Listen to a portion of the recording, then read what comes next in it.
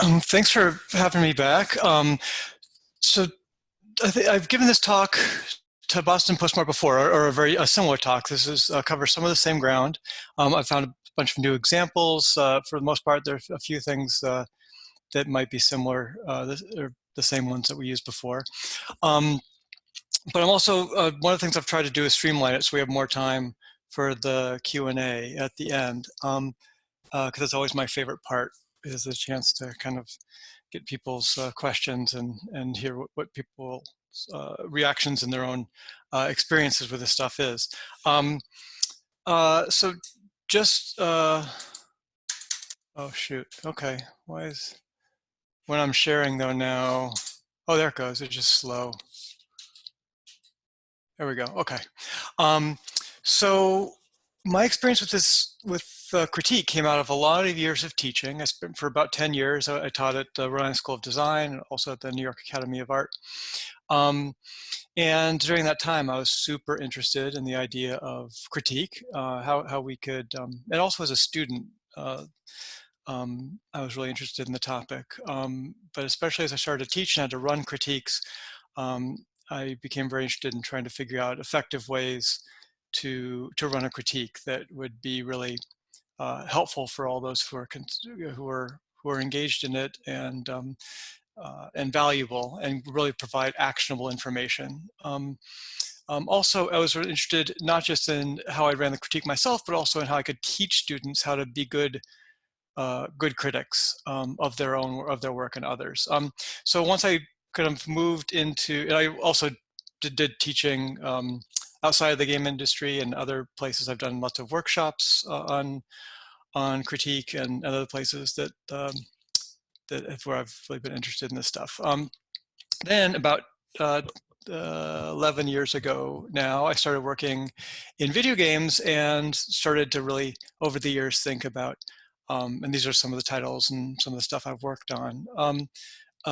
You know, how is it that my interest in critique could be relevant to what we do here in the video game industry, especially as an artist. A lot of what today's talk will be about is about critiquing art, but the things we'll be talking about are relevant to all disciplines when we're giving feedback to each other. And one of the things that where I kind of started, so actually one other thing I'll add in terms of my experience, so for the last 5 years now, I've been giving talks and running roundtable discussions on this topic at GDC, and I've been scheduled to run some more roundtables this year, but then obviously GDC had been canceled, and so a lot of these ideas have been developed now over those talks and working in those roundtables, and I'll have a little bit more information about the ongoing discussion coming from that at the end of the talk. But one of the things when I was teaching, and also now when I begin these talks, especially with freshmen, I would always like to begin with this idea of, we talk about, we're going to do this thing called a crit, which in art school is what this activity is called, giving a crit. And I would ask people, what was crit short for?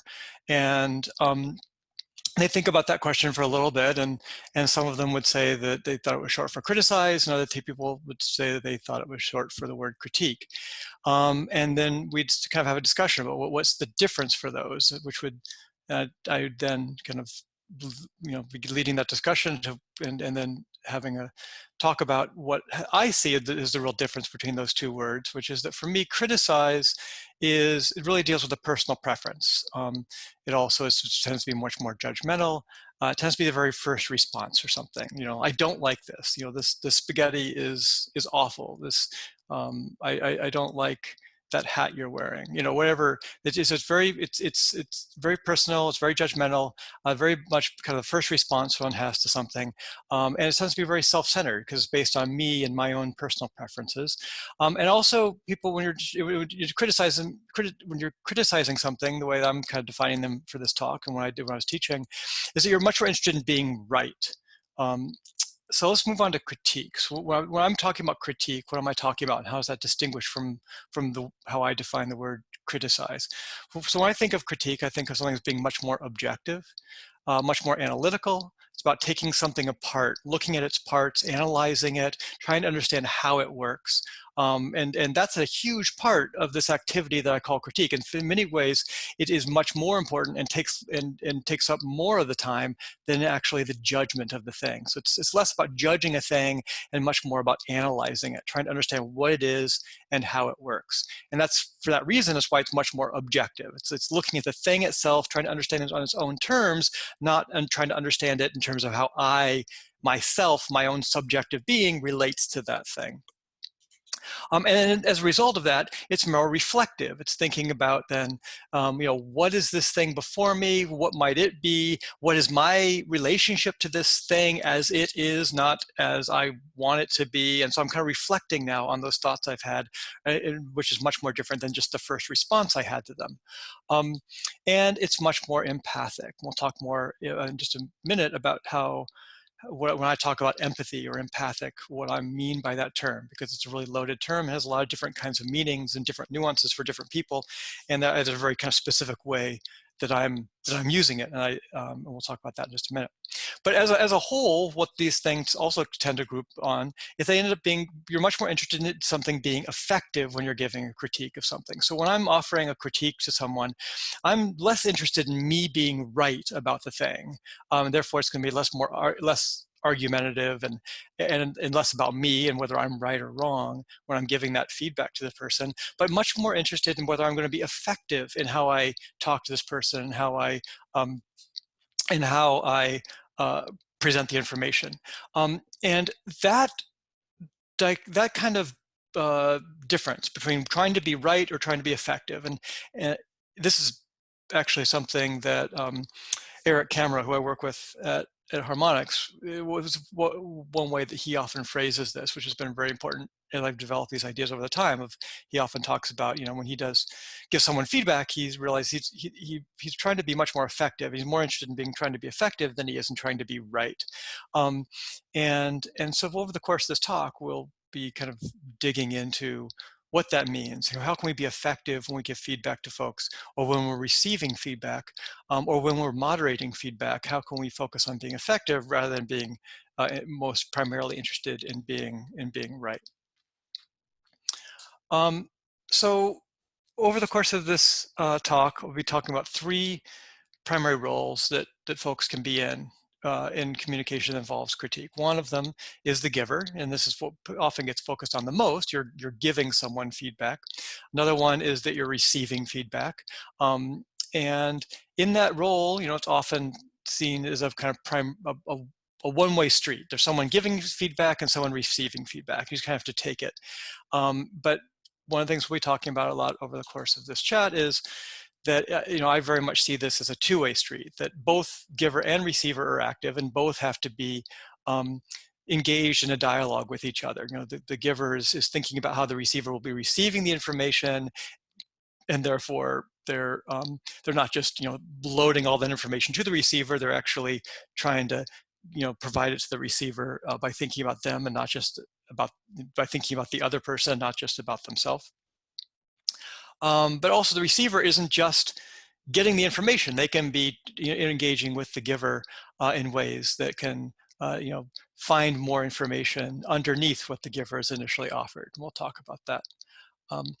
And then there's a third role, and that role is one of the moderator. And there are lots of different ways to be a moderator. I mean, one is the moderator can be outside the entire discussion and just kind of looking at that relationship of the giver and receiver and looking at that communication and moderating that communication to make sure it's effective. But another way that people can be moderators is to actually be the giver or the receiver, and you could even when you're not outside the conversation, even when you're inside the conversation, as someone who's receiving feedback, there are ways you can help to step out of the larger conversation and look at what's being said and how it's being said, and not just the specifics of the thing that's said itself. That sounds pretty confusing, and when we talk about this later, I'll dig a little bit more into what it means to be moderator and what the overall role of the moderator is. But let's dive in to this idea of empathy first before we get into specifics. So empathy is, like, for me, the main thing about giving any kind of feedback. And without it, if you're really focused on it and you're thinking about empathic communication, you're 90% of the way there, I think, to effective and actionable feedback that people can really use. But what do I mean by that? Often when people think about empathy, their first thought is that it's about like just feeling for someone, that it's caring, and it's mushy and gushy and all emotional, and those things are important. But that's not what I'm talking about. I mean something very, very different than that when I'm talking about empathy. What I mean when I'm talking about empathy over the course of this talk is the ability to imagine something from another person's point of view. So to be able to put yourself in their shoes and really see the world as they see it, which is, to imagine, to bring that image into your own brain. And so it's trying to think about, how would this person see the world? And how can I see it in the way that they would see it? However, that is absolutely impossible. There's no way that we can all see the way that someone else would see. We don't have their eyes, we don't have their experience, we haven't lived their life. We can attempt to do it, but even in that attempt, there are going to be holes. And that is where empathy becomes vital, because it's the act of attempting to do this in which we realize we have gaps in our knowledge and we can't see things from that point of view, and then we enter into a curious mode and we have to start asking questions of that person rather than assuming we know where they are. We have to kind of start to realize we can't actually fully understand their point of view, and we can start to ask them questions, and through the act of asking questions we can start to fill in some of those gaps. They'll still remain blurry. We'll probably never be able to see the world exactly as that person does, but we will be now engaging in a relationship with them and in conversations with them in which we are in a much different point of view, in which we're engaged much more as someone who is curious and asking questions and attempting to clarify our idea of how this person sees it. And that attempt is what makes empathy really, really powerful, and we can really start to connect with each other. So when I'm talking about empathy throughout the course of this talk, that's the kind of act I'm talking about, that attempt to see something from someone else's point of view, which leads to engaging in questions and a curious mindset about trying to understand, first of all, realizing that you can't fully understand their point of view, and then beginning to ask questions to attempt to improve that ability to see that, to see from that point of view. Now this gets really important in terms of feedback and empathy when we're talking about working across disciplines. As artists or in any discipline, we have a lot of areas where we overlap with other folks. We understand things in the same way, and in those cases, that's pretty easy to talk about. We have a common language. We see the world. We see things from similar points of view. We overlap, but that's actually not the place where we're most effective and helpful in communicating with each other. The place where we can really become valuable when we communicate with each other is when we're talking about the areas where we don't overlap, where we have unique points of view and we see things in unique ways. So that's what's most important for us to talk. However, that's when it's most difficult for us to talk, because now we really don't understand. We're offering a point of view to someone else who can't see it from that point of view, and that's when empathy becomes really important, because that's when we have to recognize that we're not seeing things exactly the same, and begin to try to see things from each other's point of view, and try to ask each other questions, and so we can improve our ability to see things from those points of view that we normally wouldn't have on something. So with all that in mind, let's start talking about some specific strategies. So first we're going to talk about some strategies for giving feedback. And one of those is making sure we define problems rather than solving them. This is kind of the thing that it's probably the most common thing that folks do. You'll see something and they're asked to give some feedback on it, and their first, and our first gut reaction to that is to see a problem and I'll start to offer solutions to it. Let's think about an example. So let's imagine that this is what you have in mind, what you're hoping that an artist will produce, and the artist then comes to you and says, "Oh, I've done a wonderful first pass. I think I'm getting really close to what you were hoping for," and they show you this. So it'd be very tempting for me when in this position to say, oh, wait a minute, okay, what you really need to do is you need to make the sky blue, and you need to make the moon yellow. That's what you need to do, and then it'll be perfect.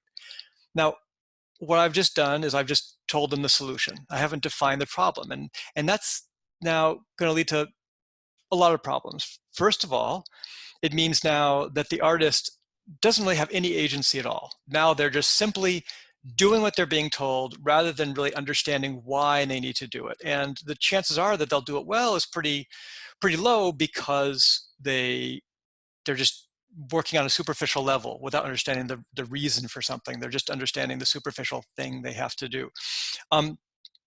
Also, they might be going at it now with a really low morale, because like, oh, I spent all that time doing this beautiful painting, and all he wants me to do is change the colors.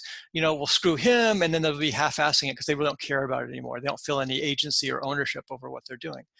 So a much more effective thing that I could do in this case is to start to describe the problem that I'm giving these solutions for, rather than providing the actual solutions. So I can start to say, well, look, there's all this wonderful energy in this painting. I love the sense of the sky moving around. That's very similar to what I was talking about. But one of the things that the painting needs is painting needs to have more of a sense that it's at night. This is kind of feeling like it's right in the height of a sunset, and that's kind of not the time that this painting really needs to have. We really need to make it feel like it's more at night. And when I look at that moon, it's not reading like a moon to me. It's reading much more like almost like a hole in looking through into a blue sky. And so I think there's something we need to do there to make it feel more like a moon. So what I'm doing is here, is I'm describing the problem that needs to be solved, right? It's a painting that it doesn't look like night, and it needs to feel more like night. And I think, describing that, now the artist will start to say, oh, I understand. Now I understand the problem I need to solve. And they'll go off, and there's a much better chance you'll start to get something that is in line with what you're hoping for. And also, not only will you get something that you're hoping for, but also you might really be surprised, because now they may end up interpreting this problem in a new way and giving you a version of night, a night sky that is different than you ever imagined there could be, than if they had just followed your instructions. For perhaps you said, instead of saying, oh, the sky should be blue, you said, oh no, the sky needs to be black because it's nighttime, so you need to make a black sky. And if that had been your solution, rather than saying, no, the problem you need to solve is making it feel like night, then you would have just gotten a black sky. But if you say, I really think it needs to feel more like night, and they interpret that as giving you this wonderful blue sky, it's like, wow, that's not the solution I ever would have come up with for this, but I see you came up with a much more creative and wonderful solution than what I thought. And so by defining problems rather than giving solutions, you also open up the ability for the artist you're working with to be much more creative and come up with a solution that is much better than you thought. This is particularly a big issue when the person giving the feedback is a non-artist and you're giving feedback to artists. It's very common for non-artists to jump into solutions when they're talking to an artist. And right away that creates a horrible power dynamic, because the artists will much more likely to become defensive and think, oh, who are you to be giving me a solution because I'm the artist and you're not? And so now suddenly you have this whole psychological power dynamic going on that's really going to get in the way of being effective. But also, very often artists will come up with much more creative solutions because that's their training. And so if you're defining the problem for them rather than giving what you think is the solution, then you will probably end up getting much more creative results that will surprise you and make what you're working on a lot better. So let's move on to another strategy for giving feedback. And this one is to describe experience that's behind the judgment. So rather than just giving a judgment of something, try to describe the experience or the reasons that led to that judgment. It's a little bit more abstract, so let's jump into another example here to try to explain what I mean by this one. So say this is your expectation. This is what you have in mind, and you're really hoping that an artist will do this. But then the artist comes and says, I've been working really, really hard, and I came up, I think I've really, I saw you the brief you gave, and here's what I've done. I've given you this work of art. And you say, well, you could say, well, that sucks. That's just not what I was looking for at all. Now, that's the judgment you're giving this thing, but that's not going to really be helpful to make the artist want to dive back into it. Just going to make them want to, lie down on the floor like a puddle and cry. Um, you could say, what the hell were you thinking? This has nothing to do with the brief I gave you. But again, now you're not only judging the work, you're judging them. You're telling them they're an idiot. What are they thinking? And now, if they were a puddle on the floor before, now that puddle is, it's finding its way through the cracks, and it's, oozing down into the basement. So, rather than just giving the judgment of the thing, or even worse than that, judging the artist themselves as a horrible artist, you could describe your experience that is going to lead to that judgment. So putting aside, biting my tongue and say, instead of saying, what I want to say is, what the hell were you thinking? This is horrible. I bite my tongue for a minute, and I count to five. I say, wait a minute, okay, I'm just going to describe. So I say, okay, oh, I see you've spent a lot of time on this, and there's this wonderful sfumato, and I can see the beautiful aerial perspective in the background. However, one of the things that's also happening to me when I look at this is that it's making me really dizzy, because it's making me want to feel like I need to turn over and look at it upside down or stand on my head. It's making me feel like I need to walk up to it on the wall and move it around. It's making me feel really uncomfortable, maybe a little seasick. And so, so you can see what I'm doing in this case is I'm describing my experience of the thing. And that experience, by doing that, the artist can start to understand that, okay, is this the experience that I want the person to have, or is this not the experience I want them to have? And if the artist was trying to make me feel kind of dizzy, then we might have another discussion, because in fact that the intention that they had was not the intention that I, as the person who's commissioned this work, wants it to have. But if that's isn't a goal, and they were trying to give me the work that I'd asked for, that was something that was maybe peaceful and calm, and the fact that it's making me feel dizzy, then they're going to start to realize, oh, I see that, you're right, that's not the experience we want to have. And I bet, if I did something like this, then is that going to feel better for you? That is, oh yeah, and I can say, yes, this is now going to give me more of the experience I want. So instead of jumping into the judgment, just taking a step back and describing the experience that you had that led to that judgment can be another helpful thing to do when you're giving feedback.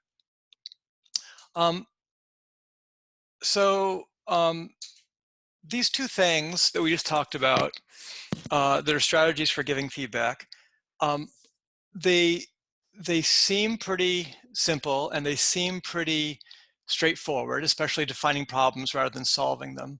The thing that I always come back to with them is that I've been working on this, for all those 10 years of teaching, and now I've been in video games for like 11 years, and I've given talks GDC for 5 years on this, and I still suck at this. So if it's so simple, why is it that so often when I'm going to give someone feedback, I give them a solution first? Why is it so often that the first thing that comes to my mouth is my judgment? And so what is it about this is too hard? And after thinking about it lots and talking to friends about it and thinking about it, I realized one of the things that makes this so hard is that both these strategies really involve 3 steps.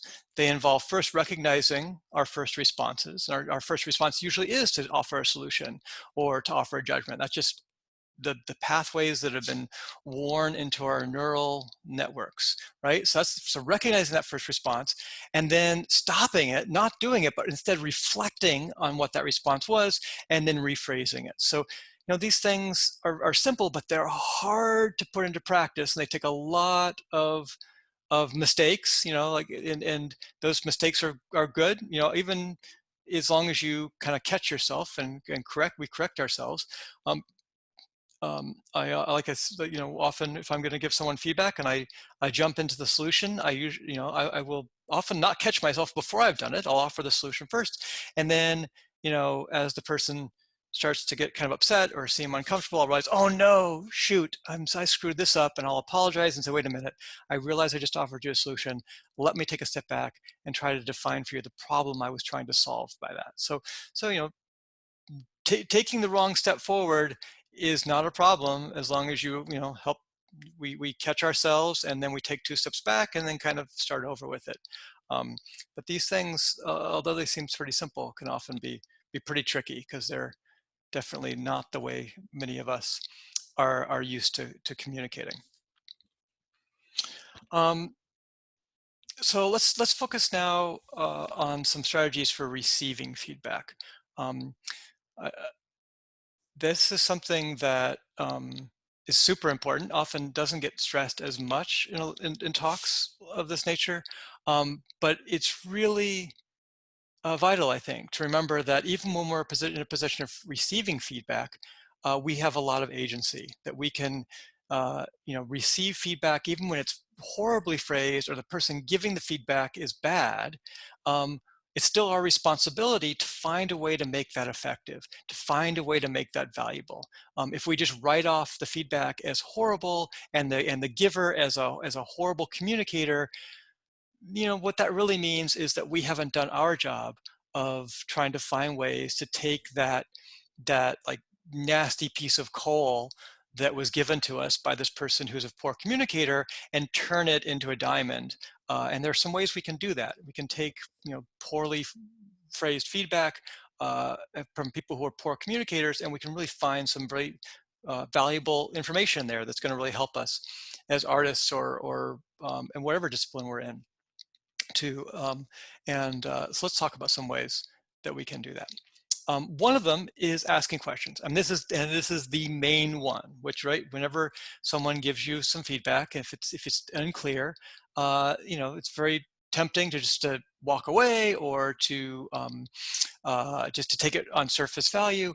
But if we can if we can let that feedback hit us with whatever emotions it's going to hit us with, have those emotions, recognize that, feelings come and feelings go, let the feelings go, and then move on and try to move on with inquisitiveness and curiosity, then we can get a lot of valuable information. Let me just pull out for just a second and get meta on one thing something I just said there, which is that ability to let ourselves have the emotions. One of the things that used to drive me crazy when I was a teacher, or when I was a student too, and then when I was a teacher and some of my colleagues would do this, is this idea that you should be able to leave your ego at the door when you go in for a critique. That's a common thing a lot of teachers say. My wife, who's a wonderful thinker and all this stuff too, this is a big thing that she often got very angry about, because we can't do that. It's actually impossible. It's impossible to leave your ego at the door. And would you want to leave? Would we want artists or people who are creatively engaged in their work to leave their ego at the door? We want people to not be emotionally involved or care about their work. Of course we wouldn't. We want people to care about it. And so when we're facing feedback, when we're being critiqued, there's a lot of emotions that come up.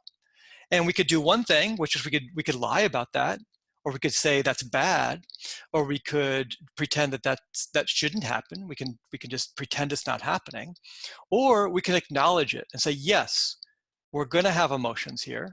And what we can do is we can just acknowledge that, yes, it feels bad sometimes when our work is critiqued. It feels bad when people don't like what we've done, we've spent a lot of time on. And then we can say, okay, it's okay to feel bad about that. But now I can have that feeling. I can recognize that feeling, and then I can say, okay, let's move on from that. And so I think it's an important thing to acknowledge when you're in situations where feedback is involved, that emotions are there. To try to pretend like they're not is a lie. but it's important to acknowledge that they're there, to let people feel seen in that way. And then what you'll find often, if you're, especially when we get down to moderating later, we talk about moderating, if you're moderating, that if you're trying to pretend that people aren't having emotions that they're having, um, and then you're just going to be making people feel really upset, and then uh, they really will not be able to engage in the conversation at all. Um, we can follow that up some more in question and answers if people have more questions about that, because that's something I feel pretty strongly about. So anyway, let's pulling back from that kind of meta aside and back into the slides here. So the strategies for receiving feedback, asking questions. Now, there's a few different ways you can do this. There's lots of questions you can ask. Let's talk about a couple specifically that directly relate to the strategies we had for giving feedback, which is that you can ask questions that will help define the problems before they're solved, or describe experience that were led to judgment. When you would do these things, for example, if someone gives you some feedback that is a solution, then you can hear that solution and then say, oh, that's interesting. What is the problem you're trying to solve? Or you can say, that's an interesting judgment you came to with that. What was your experience that led to that judgment? Let's look at a couple examples. So for example, let's say I spent a whole lot of time working on this sculpture. And I'd modeled it in clay. I'd gotten Leonardo da Vinci to be my model when he was young, and I'd worked a long time on it, and then I was showing it to the patron, and the patron said, "Oh, he's you got to make him older."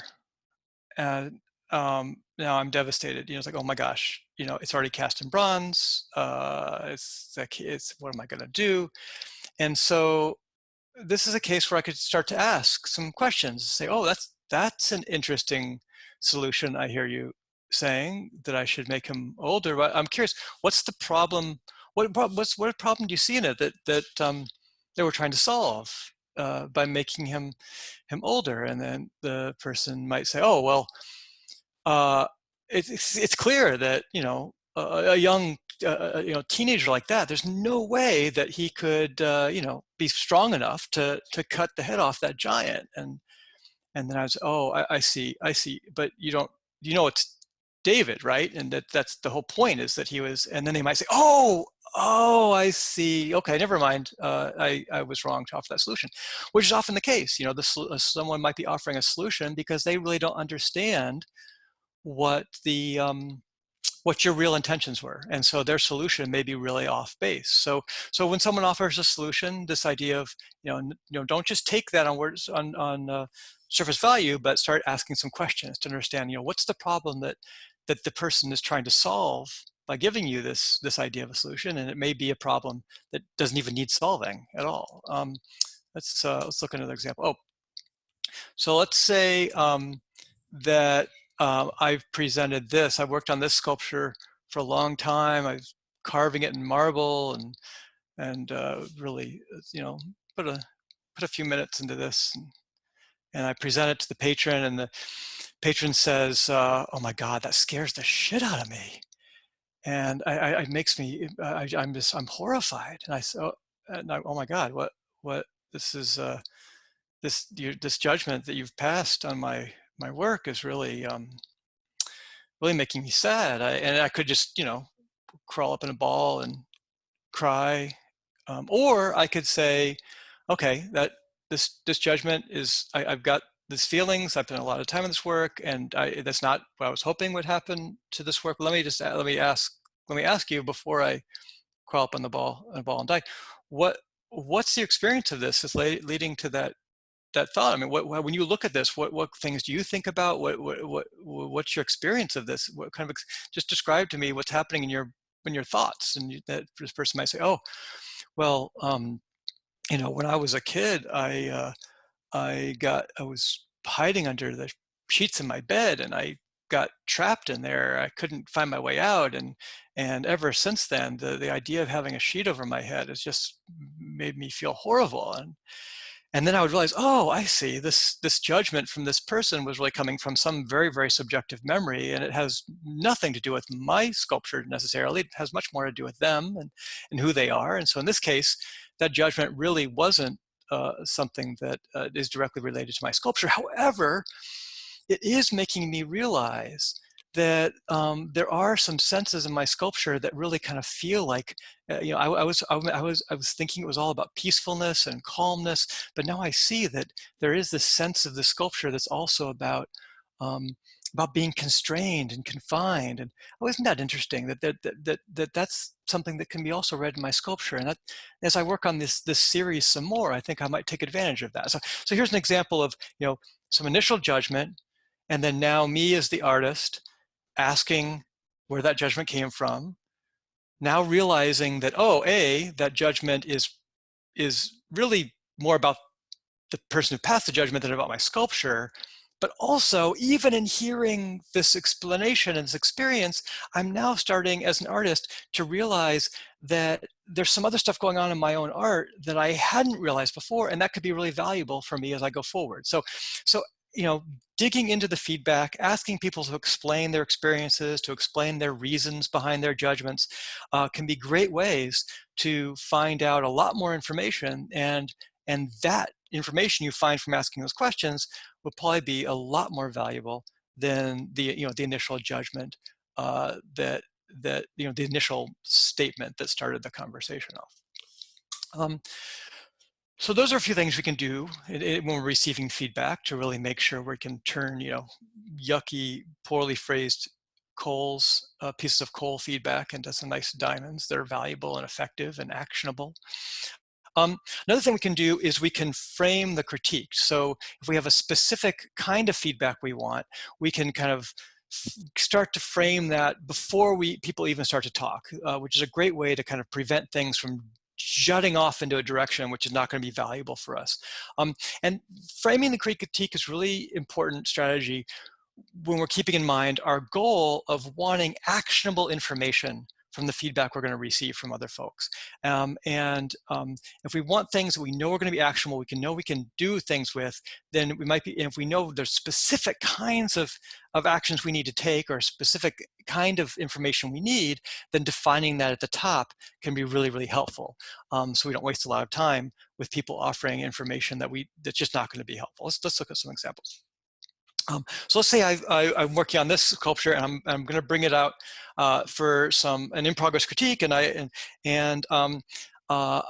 might say, instead of just starting to ask people right away, like, give me your thoughts on this, which could be a valuable way sometimes, but in this case, I've got a really specific objective.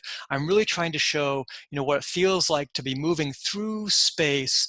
I want to create that sensation of what is it like to move through space? And I might just say that, here's my goal. My goal is to communicate where it feels like moving through space, and how are some ways I'm achieving that goal, and how are some ways I'm not achieving that goal. And right away, I've framed the critique, and now people can really focus in on that. And if somebody starts to go off in a tangent, now I actually can start to ask myself, as someone who's asking for feedback from people, does this tangent seem helpful? And maybe I want to let the tangent continue on, or maybe I want to put it to kind of redirect it and say, oh, I really love those thoughts, but what I'd really like to focus on today, what's really going to be helpful for me, is thoughts around the ways in which this does or doesn't feel like it's moving through space. So having that sense of a frame can be really a great way to make sure that you as a receiver are getting actionable and valuable information. Let's look at another example that is an example from a game, it's a pretty old harmonics game from a number of years ago called Fantasia Music Evolved. And this was a case where we were we had done a whole lot of work coming up with a bunch of scenes, but then there was some top level decisions that the scenes started to need to have more unique identities to themselves. And so this was a case we didn't have time in the production pipeline to rework anything. We had to take what we had to to use that, but we had to make it feel very different. And so here's a case, or if we're going into a round of feedback, we don't just want to show people the scene and say, hey, give us your thoughts, because then people might just start saying things they like in it, things that would, and it could, that's, in that case, that's not going to be a valuable discussion, because we have a very clear objective for what we need to do right now. And what we need to do is take this stuff, but make it have its own unique, iconic sense. And then if we start to reframe that, then people can start to say, notice what's there, start to talk about ways in which it could be reused and what kind of overall vision. And in fact, we had those kinds of discussions, and they were able to lead it to this. You can see, this is exactly the same geometry, it's the same scene, but just with a whole different post-procs, different lighting situation, and it gave it this very, very unique aesthetic that made it very, very different from any of the other scenes that were in the game, many of which kind of felt a little similar to this one, and this was using exactly what was there, but just kind of modifying some of the elements. And so having a framework around that critique gave people a chance to give very, very targeted feedback around that specific thing that we had to do. And without that framework, people may have just been offering ideas that had nothing to do with what we really need to focus on at that moment with this scene. So another thing that we can do when receiving feedback that can be really helpful to make sure we're getting actionable and effective feedback from other folks is to look for themes in a whole bunch of different feedback that we get.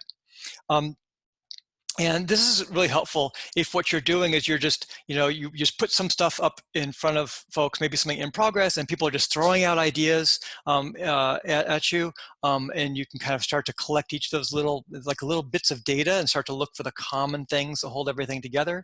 It can also be really helpful if what's happening is you've just kind of got like seniors walking by your desk and just tossing out ideas as they walk by, or just various people just kind of throwing in their 2 cents. All of that bits, which can sometimes seem annoying if you're just kind of collecting them and realizing, wait a minute, these are all little bits of data, little points, there's stars in the sky, and I can start to collect them, and maybe I'll start to find some constellations, some commonalities, some things that hold these together. Let's look at an example. So there was once this artist named Picasso, and Picasso had to do a big commission called Guernica. And so this was one of his initial sketches. And Pablo brought this in to a bunch of folks, and he showed it to them, and he was just saying, hey, here, I'm working on this painting. It's about, this horrible, devastating destruction of a town in which everyone was killed, and so I really want to capture that sense of the devastation and horror. I just like to get your thoughts, like, what do you guys think about this? And so one person said, oh, that's a cute cow. Look at that. It looks like it's kind of smiling or smirking. Look at that. Look at the cute little eyes. I love that cow. And then another person said, oh, look at that.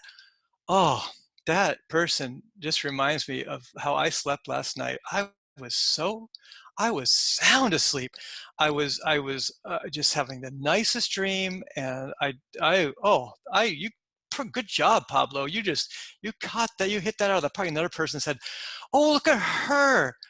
She reminds me of my Aunt Maud, when she's looking for one of her cats. And then somebody else chirped in, oh yeah, look. Oh, it's Pegasus right there. Oh, hey, Pablo, are you planning to add a unicorn too? Now, so at this point, Pablo was, if he was anyone other than Pablo Picasso, he would have, been tearing his hair out. Well, I think he did, actually. This is when, I think this is when he went bald. But he also would have been, devastated and said, I'm going to give it up. I'm not going to paint anymore. I can't do this. All of this feedback has nothing to do with the horror and devastation of what happened in Guernica. It wasn't about being cute. It wasn't about Aunt Maud looking for her cats, or having sweet dreams, or unicorns flying around. And so wait a minute, let me take these bits of data and let me put them together and see what I get. Okay, I get is cute. It's looking kind of like fantasy. It's sweet. It's okay. This is suggesting that I need to make some big changes here. I need to find ways to have imagery and that really feels like horror. That really gets at. Look, I'm failing here, and I can see with all these little bits of data that I need to readjust what I'm doing. And indeed, being one of the great artists of the 20th century, that's what Pablo did with this feedback, and he put all that, and he realized, and so then he made this masterwork of the 20th century. So that it can work. Just take when you're when you're uh you know I thought there was a different slide there. Sorry. So when you're able to uh take bits of feedback from wherever they come, from whomever they come. They might not be from other artists. It might, it's just people looking at art and just giving you their thoughts. And if you just take that as a bit of data and you start to collect all those little bits, and this could be the case for artists, it can be the case for, certainly for designers when you're working on a game, listening to play testers, all those little bits, there's little bits of data, but then you take them and you don't look at them in isolation, you look at them as a conglomerate, and you start to find what are the themes that are floating through this data, and now how can I take those common themes and really find some valuable and actionable information that will help me make some decisions going forward that will improve my work. So let's just take a minute to review the stuff we've just talked about for the first part of this talk. And we've just got about 5 minutes left, but let's review this, and then we'll kind of go into the conclusion part. We talked about some ways of giving and receiving feedback. In the first, like for giving, we talked about defining problems rather than solving them. So when you give someone feedback, don't just give them a solution, but really try to define the problem that idea you have would be a solution for. So that way the artist or designer or whoever else can go off and try to find their own unique solution to the problem rather than just having yours. And you can also describe, instead of just giving someone a judgment of something, telling them, oh, this stinks, or I don't like this, or it's too hot, or it's too red, or it's too whatever. Instead of giving them that judgment, try to describe the reasons or the experience that lead to that judgment, because that's going to give the artist or whoever you're giving this feedback to, is give them a lot more data, gives them a lot more information than just giving them the judgment at the end. And also for when you're receiving feedback, we talked about some strategies there, being first of all asking questions, really engaging in dialogue rather than just taking the feedback on its surface value, which can really feel like a kind of lump of coal, but you can really ask questions and turn that lump of coal into a diamond, which is, by diamond I mean something that's actionable and effective and valuable information for you. Or you can focus the critique by providing a frame around the critique that will help folks to make sure they stay within the area that is going to be valuable and effective information for you. Or you can look for themes if you're getting lots and lots of different data points of information, and find the common themes in that will help you find some valuable and actionable information. So those are some of the strategies that are pretty helpful for giving and receiving feedback. But the thing we're going to spend the last few minutes on is strategies for moderating feedback.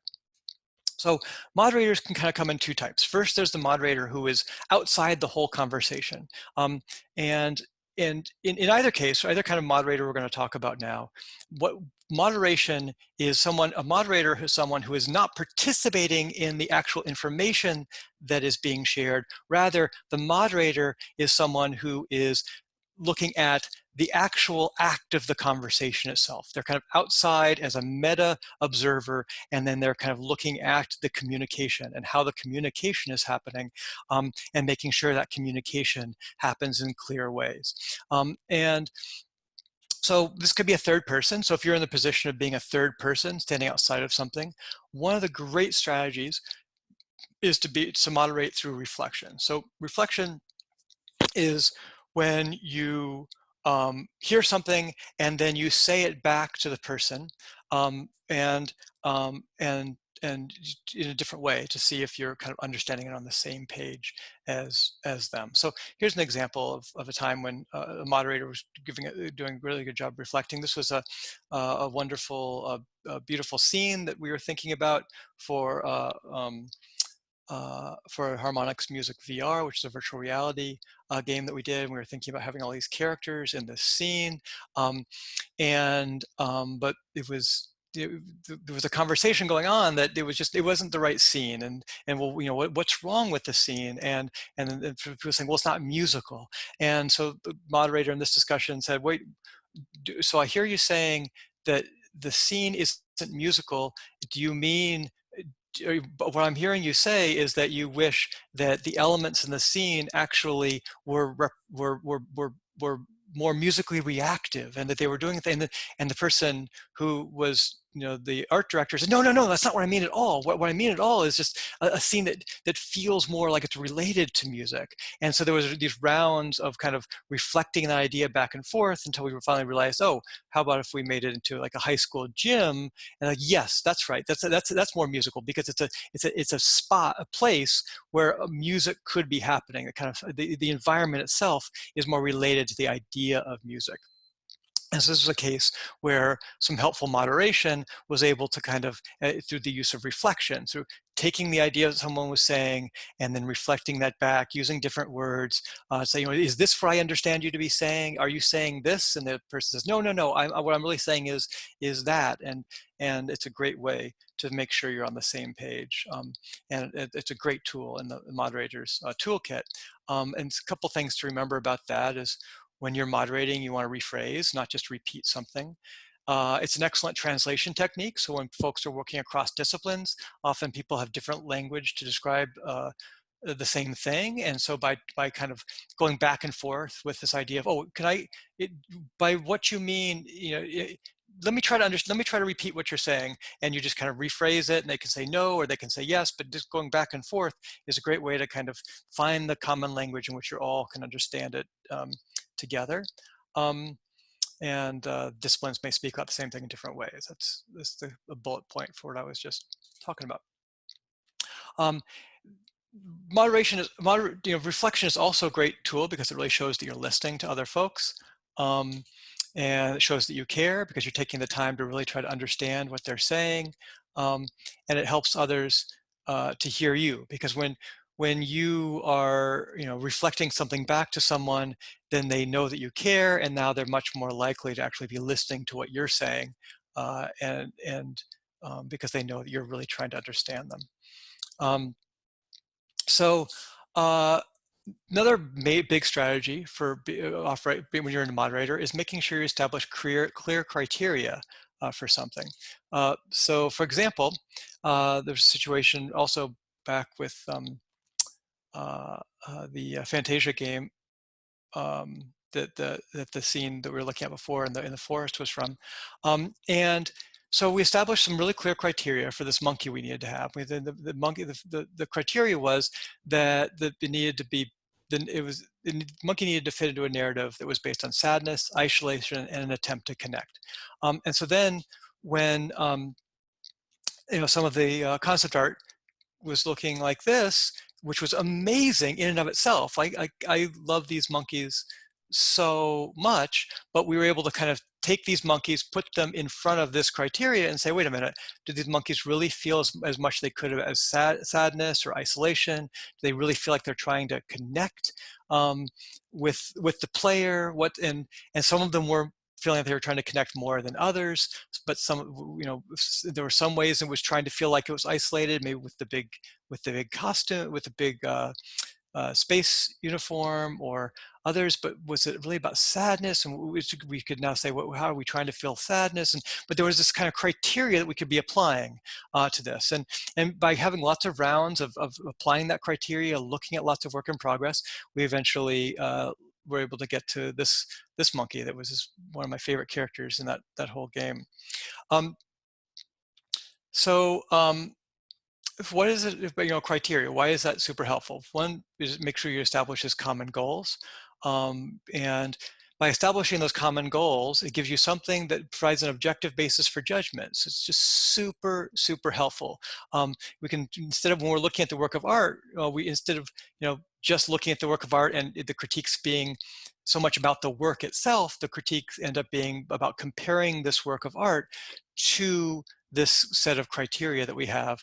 And that really helps make the discussion much more about the art than about the artist. So that, we're not saying, you as an artist have failed because, and you as an artist suck because you can't do this. It's not saying, it's not critiquing your art, it's critiquing what's in your art and how your art compares to the criteria that it has to fulfill.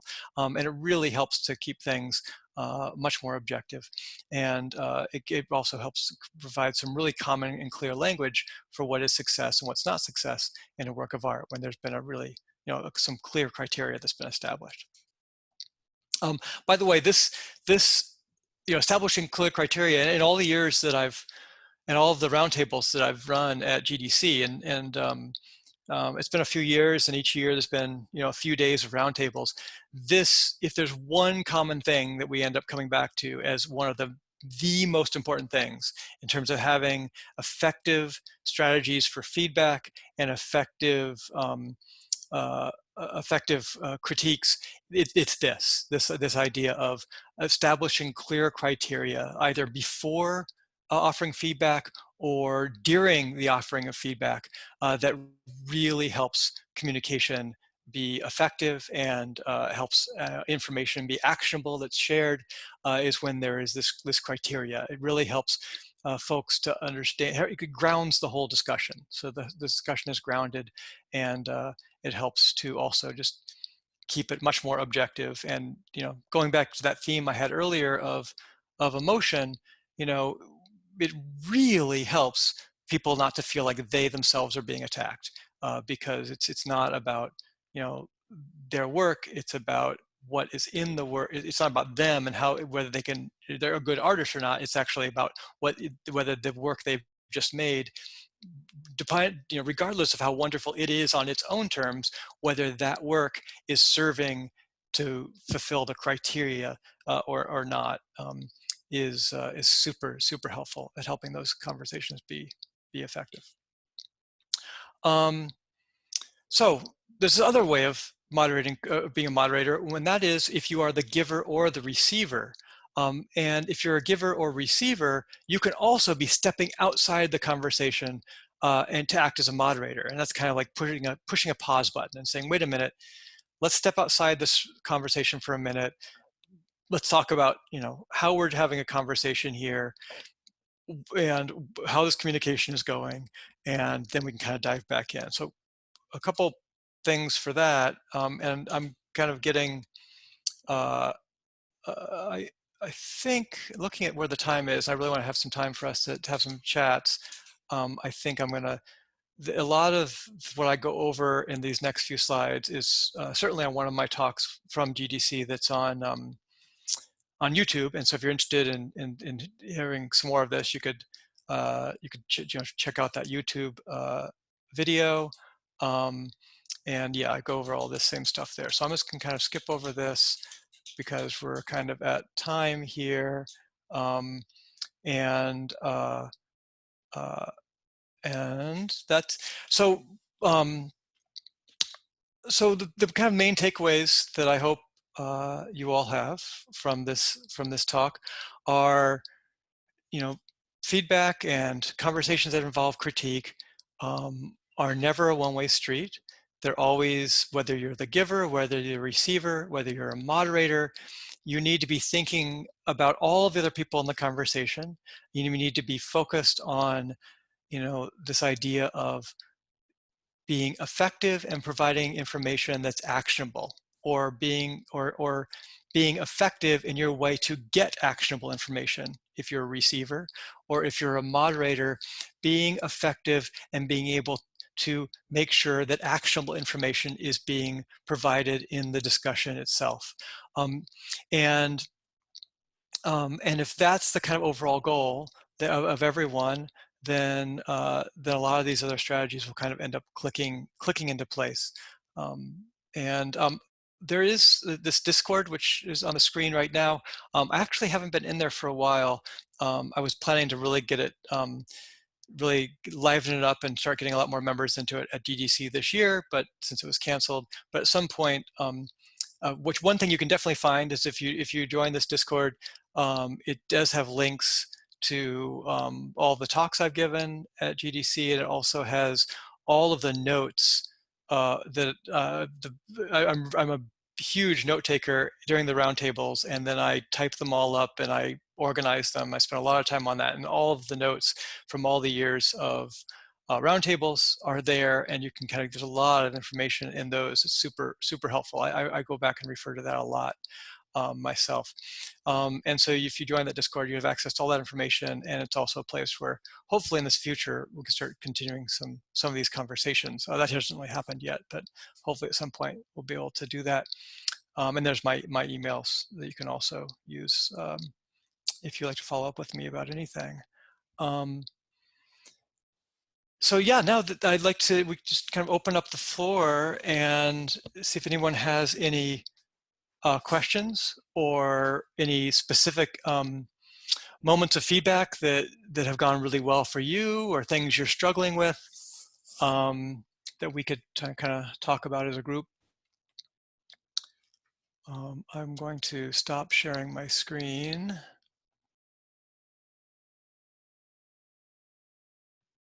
Oh, I didn't really see that until now. Okay. So it looks like we have at least one question so far in the chat.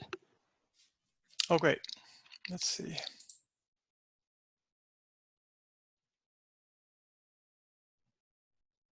Oh, sure. Let me,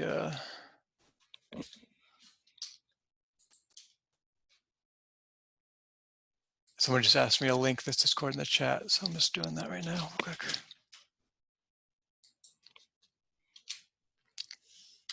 Right, so I tossed that Discord link into the chat.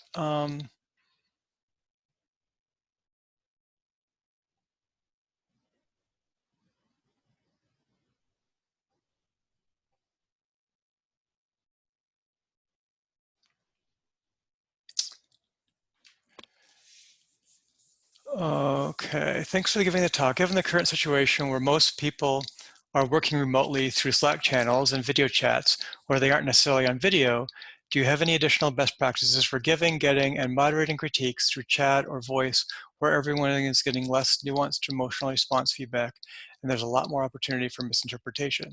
It's obviously all relevant, but are there maybe any additional notes for chat or a specific point that you think is particularly critical for text-based? That was a question from Phil. It's a tricky, the text-based, it is tricky, and that is a problem that we're all certainly focusing on right now, is that we have a lot less time for, a lot less ability to kind of be engaging with each other one-on-one. And I think it's also, this issue comes up in a lot. If you go to the Discord, a lot of folks over the years who, work with, a lot of outsourcers or, studios that are in multiple spots. This is a big issue that a lot of people have struggled with, and there's some really good information in some of those notes from the roundtables about some strategies that folks have been using to overcome this. But to kind of pull that information together and to kind of summarize it for you here, the main thing that people focus on is just trying to make sure they over communicate, if anything. So it's the idea of reflection, of like, making sure you hear back from someone, how you can ask someone to reflect back to you too. So if you've typed up something for them, some feedback, you can say, please, respond back to me in terms of how you understand what this feedback is. Or you can make sure you do a Zoom call with them, or a Skype call, or so you can actually talk face to face, even if it's over the screen, so you can kind of be looking at each other's faces. Um, um, and but that a lot can be missed, the nuances when you're just, typing with each other or texting, um, and the idea of making sure you're constantly following up with people, and making sure that they, really understood what you meant in the text-based feedback, um, and just checking in with people to see how they are, to make sure that they're good, with they're feeling good about how things are going, or that they understand what is needed, is super important. It's always important, but when you're, when the elements of communication are more limited, as they are now, for sure, it's just much more important to be, risking over communication rather than under communication. Um, so that's kind of an overview of some of the themes that come up in that. But if you're really interested in that, I would just encourage you to join that Discord and dig through some of those, the notes from the roundtables, because it definitely is some good ideas in there for that.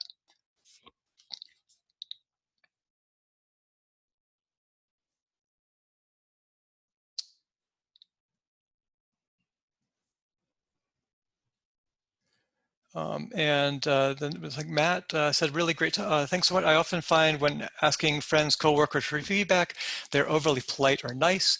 Do you have any recommendations for getting a more honest and critical reaction from them? Um,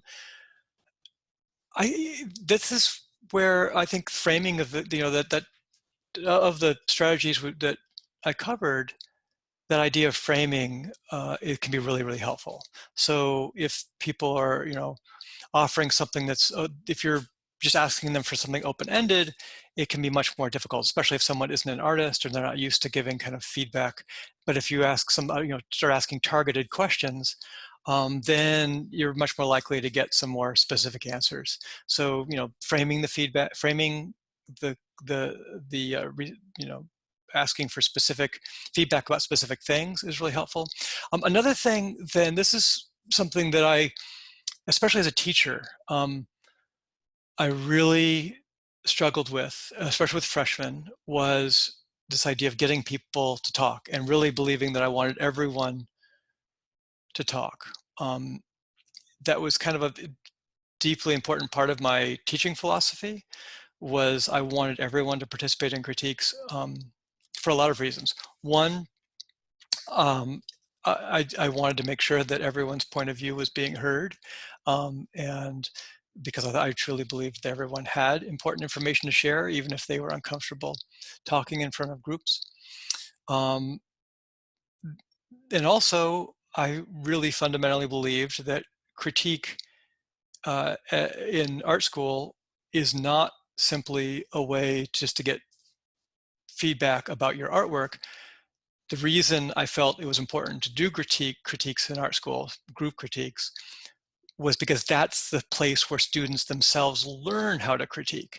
And if students aren't participating, then they're not learning that very important skill, and that skill of being able to analyze things, to look at things, to become critical thinkers, people who can look at something and look below the surface and take it apart and understand what it really is and how it works and how it's not working as well as it can. And so and this the roundabout answer, but I'm going to zoom in on your question just a minute. One of the things that I found it was really helpful to get people to start talking, especially people who weren't used to talking about art, or about were used to giving critique, because I realized that there was a lot of pressure that people felt to say something brilliant. And of course, that's impossible. When you're presented with something and you're just looking at it for the first time, it's impossible to say something deep or brilliant about it, because you haven't gotten to know it. It'd be like meeting a person, and assuming that you know this person and can give them life advice when you've just met them. That's impossible. The only way you can give someone some really good advice about their life, is if you really get to know them, right? And you know who they are and what's going on in their lives, and then you might be able to offer them some advice. So what I started doing was I started carving out a lot of time for my students to just describe what they were looking at before they had to say anything interesting about it at all. So we'd have a lot of time for them just to describe it objectively. If they were looking at you know, a sculpture of an egg made out of plaster, we would spend time saying, "Oh, well, it's white. It's it's 6 inches tall. It's just it's made out of plaster." I'm just really just describing it. We're just spending time looking at it, and then we'd progress into some time of describing our experience of it. Like, what does it make us think of? What does it make us? And no deep thoughts, no, just like, oh, well, it makes me hungry when I look at it, or, oh, when I look at it, I'm a little worried it's going to fall and break, or when I look. So just this idea of looking at and just spending time having an experience with something and describing that experience. And indeed, that's in video games. That's what we do with playtesting, right? When we ask people to playtest the game, we ask them to just describe what's happening in their brain while they're playing. And that is valuable critical feedback, just hearing them describe that. And so one of the things you can do, Matt, when you're finding people as being overly polite or nice, is just say, don't ask them, what they think of something as a judgment, or if they like it or not. Just say, look at this for a while and just tell me what's happening in your brain while you're looking at it. What do you notice? What does it remind you of? Where's your eye drawn? What do you see first? Just describe your experience of this. Anything that comes to mind, and just get them to start doing that, and that will then spark a conversation, because then they'll may start to say, oh gosh, yeah, that reminds me of oh gosh, yeah, it's reminding me of a thing I saw when I was in a museum in Italy, and it's, oh well, and then you might start, why is that? What did you see? And then start to get into this whole, aspect of, well, is that, is this Italian reference in your work something you realized was there, or is it a surprise to you? Or just getting them to describe their experience, getting them to describe, and that by experience I mean lots of things. Experience can mean what happens when they're looking at it. Physically, where are their eyes drawn first? It could be emotionally. What emotions do they have when they look at it? How does it make them feel? It can be connotative, like what does it remind them of? What do they think about when they're looking at it, right? So there are lots of different ways they can be describing their reaction to something, and if you just kind of let them do that, or kind of guide them through that, then you can start to get some more deeper, some more information, some more of those little points that can be data points that you can start to collect together. So those are a couple strategies that I hope are helpful, Matt. Let's see.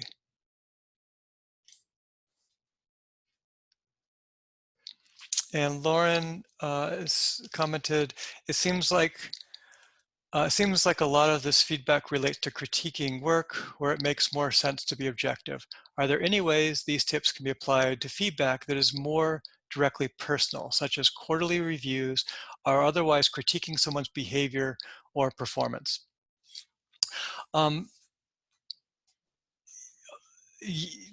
Yes, it can. I think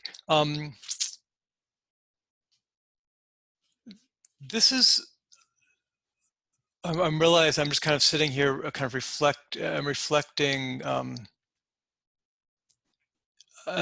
this whole. I'm going to get meta for a little bit of a moment here, and this goes. I think this actually directly relates back to Phil's point earlier about the difficulties we're in now in not being able to be in person, right? So let me get meta, Lauren, about this question for a moment. What would, if we were not remote, if I was actually talking to you and not just reading the text that you wrote and replying to it as a talking head on the screen, what I'd be doing right now, and I would have done this with all the questions before it, is I would be, when I don't have an answer immediately, which is usually the case, because usually if I do have an answer immediately, it's probably bullshit because it's not deeply thought out. Um, is I would be digging for some more information from you, and also then finding out what ideas you have about this, because this might be a question that you've asked because you don't have any ideas, or it might be a question you've asked because you actually have done a lot of thought about this, or other people in the group have probably done a lot of thought about this. And we could be then not just me as a talking head sharing my ideas on this, but we could be really sort of getting into some group thought of like, okay, what are some ways that this information could be applied to quarterly reviews? And there would be my thoughts about that, but then there'd be all the other people's thoughts about that. So now getting to Phil's point of okay, we're in a situation where that's not possible, right? We can't do that right now because we're in a Zoom call, and in the Zoom call, that kind of communication isn't possible. And so what can we do? How can we make this valuable? And what I'm going to end up doing is just giving you my 2 cents on this.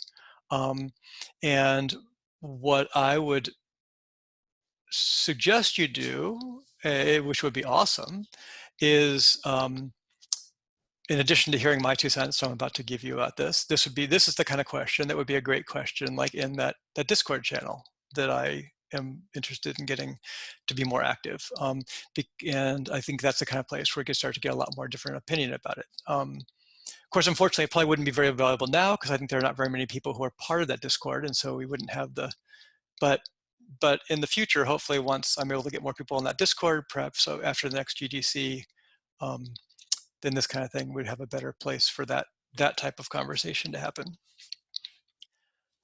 That was a lot of rattling. Let me actually give you my 2 cents now. One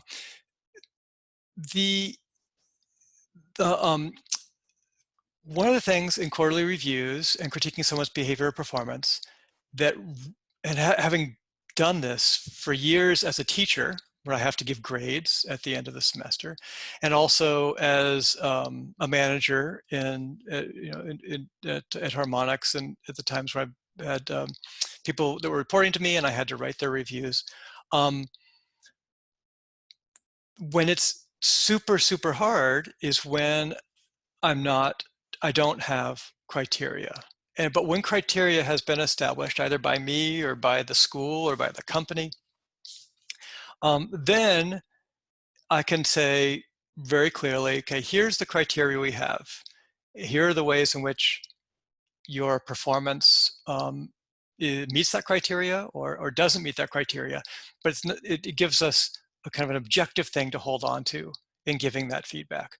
And so, if there's one thing in my talk today that I think directly relates to this type of feedback, it is that that idea of making sure there's clear criteria that is established early on and beforehand, so that if the criteria comes along later and people never knew what the criteria was and then they're being judged against it, people are going to feel like they've been cheated. So establishing what that criteria is, when people are reviewed in their quarterly reviews, what are the things that are going to be looked at? What are the things? How are they going to be evaluated?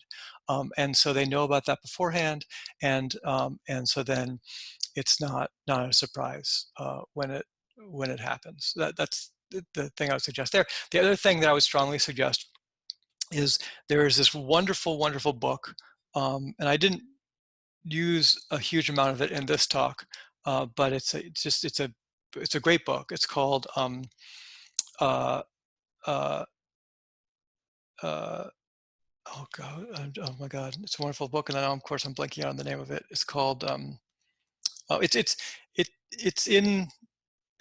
Also, if you go to the Discord, I know I reference it in the notes in my Discord. Oh no, it's called "Thanks for the Feedback."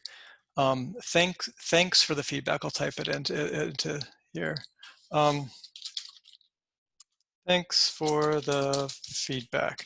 It's a great book, and it's all about kind of how to be a really good receiver of feedback. But one of the things that it talks about are the different types of feedback that we have. the different types of feedback we give and the different types of feedback we need. And it specifically talks about the type of feedback, which is related to quarterly reviews. And it's a great book. So if we're looking for a lot of good information about this idea, about ways to focus on quarterly reviews and critiquing behavior and performance, that would be a really great resource. I think you could look at, Lauren. And then Chad commented, Lauren, my day job focuses heavily on saying, when I see you do X, I feel this way. So it's less about how they act, but more about other people interpret their actions. It's wonderful. Okay.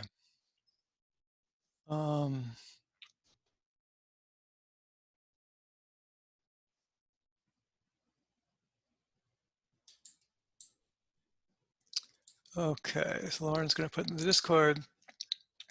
All right. Great. Does anybody else have any other questions? You can put them in the chat. You could also unmute yourself. No, it's great. Thanks so much for taking the time out to go ahead and have a later weeknight conversation with us. It's always great. This is, I think, the second time I've seen your talk, and it's been illuminating every time. Oh, good. Yeah. Does anyone have any final questions they want to ask before we call it for tonight? Cool. Well, then, of course, thank you so much, Jeff, and thanks so much for talking about your Discord and mentioning the YouTube stuff. We'll try to get those things up, and we'll also have the recording of this chat available. And if you have any further questions about Boston Postmortem or about the contents of this talk, please don't hesitate to reach out to us on the Game Dev Slack or on the any other ways we can reach us, Discord or email or anything like that. That's about it. We're gonna end the call, but I just want to say thanks again, and everyone have a great night. Thank you very much. Thank you, Jeff. Thanks so much, Jeff. That was really great. Thanks, everybody. Enjoyed it. Jeff. Have a good night. Thank you. Have a See good you night, all next everybody. month. Yep, see y'all next month. Thanks.